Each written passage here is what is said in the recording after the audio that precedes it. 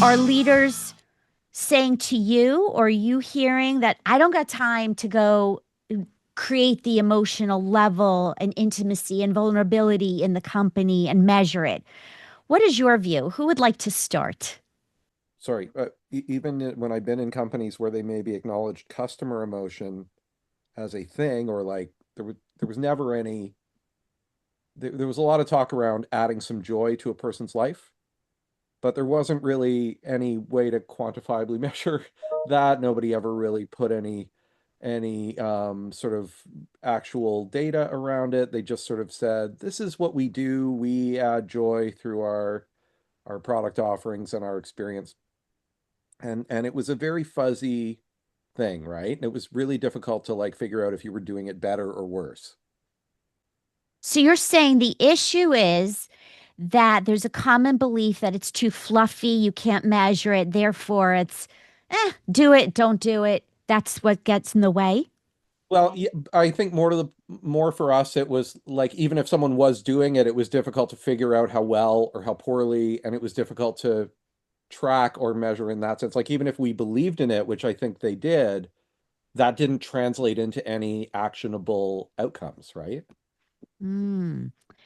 Interesting. Okay, I have an answer to that, but I want to hear is it Ari? Area. Yes. Aria. I think that we are talking here of two areas. One, it could be the emotion from the brand towards the consumers or the clients, and then the emotion internally within the same company. I think there are maybe two aspects. I think that in terms of the clients or people in general, companies or brands are always trying to engage with that particular audience. So some of the tools, let's say, that they have in terms of communications or their advertising is to create emotions, to create empathy with that prospect or client. The other aspect internally, I think leaders are we are all humans, and we need to address any particular challenge or problems or inconvenience that our teams have. So in some aspect we need to let those emotions go out, but the leader in some way needs to keep few things in check because if the leader falls into the emotions and make decisions based only on emotions, things could go south. Yes. So yeah, those two aspects. Yeah, you're correct so much in that there is the internal considerations, the internal customer, the culture, which we'll talk about, in the rooms after. And then there is that external, the one giving you the money.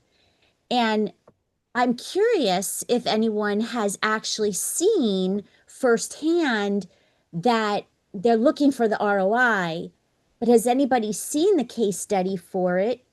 Beyond the research that I'm citing here, what does it take if you haven't seen the research? What do you think it's going to take to convince these leaders to care more, to make business not so cold?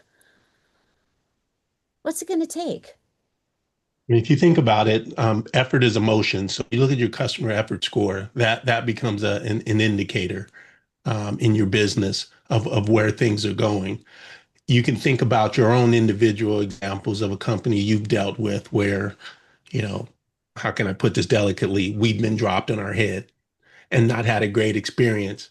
And from an emotional perspective, are we more likely to engage or disengage with that brand? And there's quite a bit of research that says if they own it, we actually will continue to do business with them. So, which would be counterintuitive to the wow experience so many of us have been trained on. And trained on, by the way, I think is a great point because so many of us have been trained on net promoter score, satisfaction. But that's not enough anymore. Not at all. It's a great starting point. I'm curious to build on the net promoter point, Stacy, if people, when they build surveys or other methods of feedback, incorporate the emotions they want customers to feel in their surveys. Well, that's my recommendation. Yeah. Great. There you go. Absolutely. I mean, that's my own framework that does that. But that's why I'm curious what others are seeing. Are they starting to do that?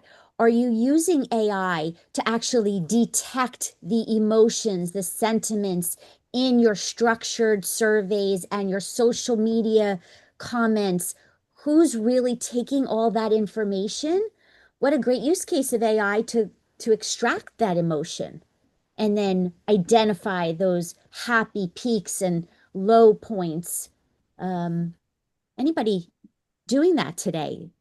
Yeah, Well, or actually, I'm building a business around it for ultra luxury retailers. Using emotion as an anchor to build a frictionless experience. how are you doing that? Curated conversations, creating immersive experiences based on data and sort of understanding intent. Mm-hmm. So is it a technology that's doing that, or Oh, is it? yeah. So I have a patent on multimodal conversational AI. So keeping modalities contextually aware and perfectly in sync. Yep. So you can float between voice and visual and create really cool sort of branded experiences. Mm-hmm. Yeah, I think that's for It's a little internal different. It's a little different. Let's put it that way. customers or internal employees or both. No, this is more for customers of like Louis Vuitton or Bloomingdale's or ultra luxury retailers that are really looking for something different. And I use an emotional anchor as part of the conversation to drive that experience. Yeah, Kate. Yeah. I think that's really fascinating, Steve. I'd love to know more about that. And Stacy, I love this conversation that we're having because if you think back, if you rewind where we were back in the 1940s through 1970s when advertising was in its heyday and companies were for the first time realizing that through advertising they could create an emotional response in their potential customers.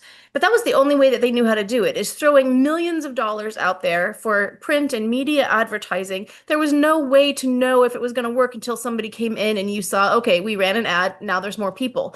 This new frontier that we are on the cusp of being able to take all of the unstructured data, whether it's the emails that people are sending or what they're streaming on their devices or the inflections in their voices when they're calling the contact centers through sentiment analysis, all of it is so exciting.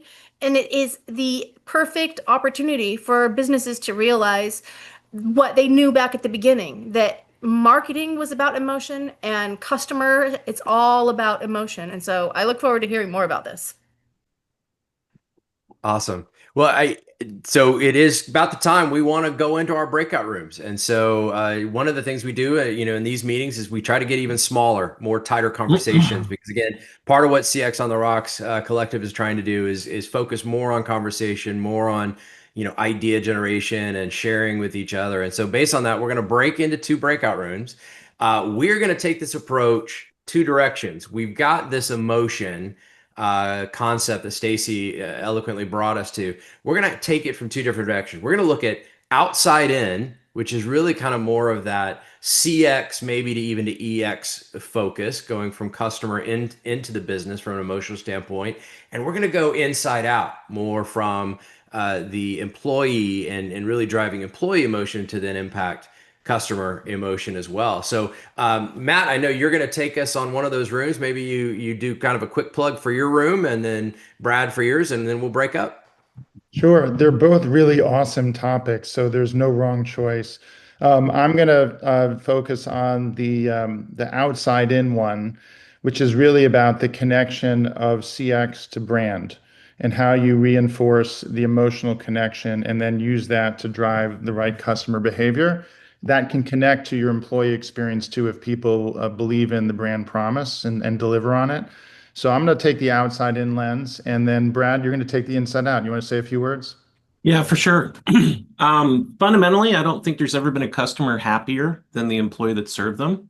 So if we're not focused on employee emotions, and if part of their job is to leave behind an imprinted memory of our branded promises, it might be good that their natural environment kind of generates, sustains, nurtures that, and we're very mindful about the emotions that we're trying to manage and project through the frontline employees that we have. So I'm going to be talking about employee experience and the powerful role emotion plays in all that. Awesome. Well, I'm going to hit the open rooms and it should pop up on your screen. If it doesn't, at the bottom, there should be a breakout icon. You can choose which room you would like to go into. So inside out, outside in. So opening that up, and then I'll call us back, about 6-7 minutes before the end of our time together, and we'll do a little bit of a recap. But look forward to hearing what you guys have in this conversation. So opening rooms now. All right, welcome back. Who did I cut off in mid-sentence?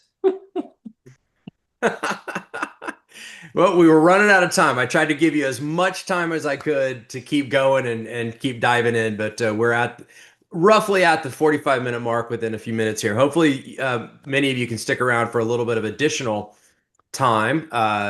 Sometimes people have to leave. Sometimes they can stay at least a little closer to the hour. So absolutely, hopefully, and as well, the conversation was great. So, Matt, maybe you get me started. I cut you off. So maybe you could share just a little bit and have the folks in your room share a little bit about the content you guys got into. Well, I would ask Maddie and Sharon if you guys want to share quickly, because you each got to share with the group and what you took away from the conversation.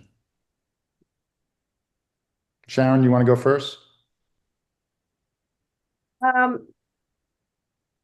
think it's just kind of a give and take. A lot of what I learned this is only the second time I've been on a call, is a lot of stuff is data driven. And we are still as a company trying to pull some of that together and where it's applicable. So just hearing other people's insight, what makes sense for us right now, we're just doing a little bit of trying to gain Google reviews in our business. We're a very service oriented company. It's a little bit different than other people on the calls. Ironically, when Matt was kind of sharing some of his experience with Hilton and how they measure some of their customer experience and emotions for their clients, that's going to drive an outcome. And I Awesome. think for me, I was talking about, going through this exercise with a retail client that's a supermarket, natural food supermarket, and got, the value of actually narrowing down specifically which emotions people are feeling and which ones you want them to feel, and like having some kind of actual North Star and labels on what the emotions are that you're actually going after, so that you're making the choices that make sense to get there. Yeah, and we talked about how you can use analytics to mine on data signals, like Stacy was talking about, and how you can evolve your surveys, but also how you can train your employees to be clue conscious to spot things. Awesome. Well, and on that note, the other room kind of started employees out, so inside out. So Brad, how'd that conversation go, and who'd you like to share? Problem solved. Everything's copacetic, and pleased to report that. No, I mean, we talked about basically frameworks. We talked about employee life cycle and key moments where we show up. We talked about the pandemic and how it kind of turned on a lot of emotions and being more empathetic and the importance of that. We talked about the role that mental health plays, both with Gen Zs and pandemic survivors, and that's all tied to emotions as well. We talked a little bit about measurements, but I don't know. We had a pretty active session. Everybody chimed in. So Kate or James or Avel or two, any of you guys, if you want to chime in anything that's worthy of sharing, please do so. It's a complex topic, I mean, so obviously we didn't really solve everything because I think the pace of change is just accelerating so much right now that, what we used to think in terms of taking a long-term view when it comes to facilitating a culture that is customer centric through our employees, particularly in a B2C organization. People are, organizations are revolving doors of talent right now through both push and pull factors. That's creating a lot of challenges for organizations in terms of recruiting new talent and retaining talent that actually delivers long-term value to customers. And yeah, we got a lot to solve for. And I think AI was brought up, and obviously it's really important, but the importance of having that human in the loop facilitating a culture of empowering people to deliver better experiences to customers with the use of AI as opposed to AI replacing. Mm-hmm. Were you all Yeah, able to get into the discussion around whether or not leaders are prepared to lead an environment where emotions might be a little outside their wheelhouse? Because I know we get promoted for technical reasons, but the emotional discussion, did you all get into that space? We talked about establishing operating principles, which are the social contracts that we maintain with each other, and how do you establish a sense of purpose, and what are the boundary limits for authenticity and being able to be trustworthy with your peers and your employees, and the key leadership role that plays, right? I have to act in accordance to our shared purpose, our shared mission and values. And if I don't, then I'm disingenuous and I'm going to be found out. And so we talked about that leadership responsibility to kind of define and set the tone of what our social contracts need to be within a culture. But did we talk about helping a leader be brave or acknowledge emotions matter? We just kind of jumped to a presumptive that's of course you're doing it that way. Yeah, the reason why I bring that up is I want to bring it back full circle to what Stacy started us off with of Yeah. why these conversations don't happen because they're not comfortable and it's a different skill set. And it's a lot easier to focus on the numbers without necessarily the underpinnings and the frameworks to get us there, of which emotions is part of that equation. So I think that's definitely something to think about is how do we prepare folks or equip them to be able to navigate, which is quite frankly a tricky conversation. Fair. Actually, I think emotional intelligence is a key factor for building really successful teams.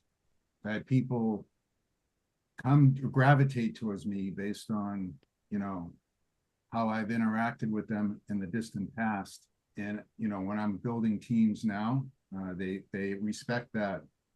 And it's actually a useful tool to reach out and curate people for a really high performing team. Where do you see AI coming into quality check emotional intelligence of leaders? Oh, that's an interesting concept. I mean, there are many ways to kind of gauge semantic relevance or sentiment, right, in any kind of interaction. Doing it in real time is a bit more of a challenge than doing it sort of retroactively, like looking at conversations or sort of interactions that you've had in the past. So there's a lot you can do, but doing it in real time is extremely difficult with AI. Well, you can always do training that's simulation. Like how many people have done interviewing, practicing interviewing or difficult conversations with AI? That's getting better and better. You can listen to conversations to provide feedback, which is a play on the QA cycle that used to happen in the call centers. It's now that so many conversations are like this, you can actually, with the right context, do it for training. It's really creepy to do it all the time. But if you set up the right program with the right buy-in and the right coaching, people are more open to it. And then you can think about incorporating into your listening in a way that shares feedback with people. And frankly, I just find one of the most useful things is plain old mentalism, just self-reflection.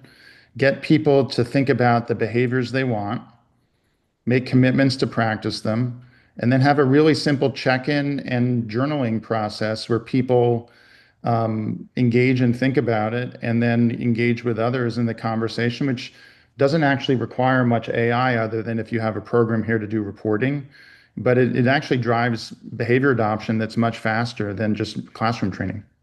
I also think that, yes, and that you can use, once you define the right questions when you're onboarding, even in hiring and the middle stage, and then even exit outboarding, you can ask the right questions, and then you could probably use AI to analyze what were the sentiments, like what were the problems, to be able to predict better hiring and and even predict that someone's not going to tarnish the brand on their way out.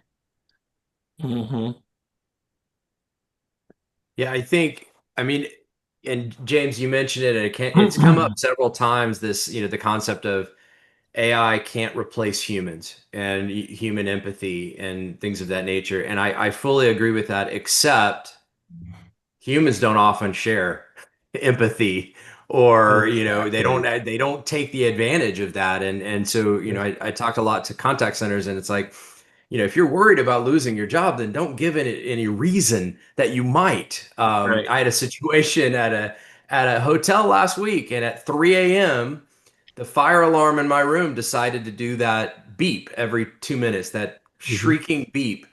And once I realized it wasn't short lived, I immediately called down to the front desk, and it was, and I got the reaction like I was bugging them, and no empathy. And they're like, "Well, I can't do anything for you because our system's doing the nightly audit check, and so it'll be 30 minutes to 45 minutes." I'm like, "Well, call me when that's up, because I need another room. I got to salvage some amount of sleep tonight." Finally, about 45 minutes, I went down. I had enough of it. I went down, and the lady there, same one I talked to on the phone, she was like, I was like, "Is your system up?" It's like, "Oh yeah, it's been up." It's like, "Why didn't you call me?" And again, no empathy. She's like, "Oh, do you want to check out?" "No, I want to get some sleep." So yeah, it just kind of comes back to, that's a horrible, example, but It's if we're good. gonna have EQ, have it's a EQ. That was perfect. neither reliable nor friendly. Exactly. Yeah, right. It's a perfect example because if you're doing the bare minimum, then yeah, AI will replace you because there's no discretionary effort, and that's what makes us human. Yep, So I exactly right. think we're all in agreement, right, that the emotions belong in business, and we all have different cases and experiences, both from a professional and a business standpoint. The question I leave you with, and I'd love to continue the dialogue around, is how do you make these executives who have no time, are under pressure, how do we make them care more, and it become a proactive purpose versus reactive, because we all will benefit as a society from it. I just don't see that we're there yet. How do we speed that movement? You got to tie it to the bottom line. Yep. Bingo, you got to measure it. Oh, You got to change their focal range from end of the month and end of the quarter to 3 years from now. there you go. And how are you growing your entire customer base over time? That's right. Exactly. Well, we are running out of time. Thank you for most of you being able to stick with us for a little bit of bonus time. Just quickly, I'll cover the next two events are solution series. And as I mentioned earlier, you've got to be a member of the collective to be able to join us for those. The next one is on the 23rd, next Thursday at 12 noon Eastern. And then the following week on the 28th, it's actually at 11:30 Eastern. Those are 30 minutes long. And next week, we're talking about executive expectation management. And the following week, your CFO already approved your AI budget. You just don't know it yet. So some really great dialogue coming in those sessions, and we look forward to that. And we'll see you guys on the next upcoming sessions. If you're not a member of the collective, please join, and we'll talk to you all soon. Thanks, Sean. Thank you. Thank you. Bye, guys.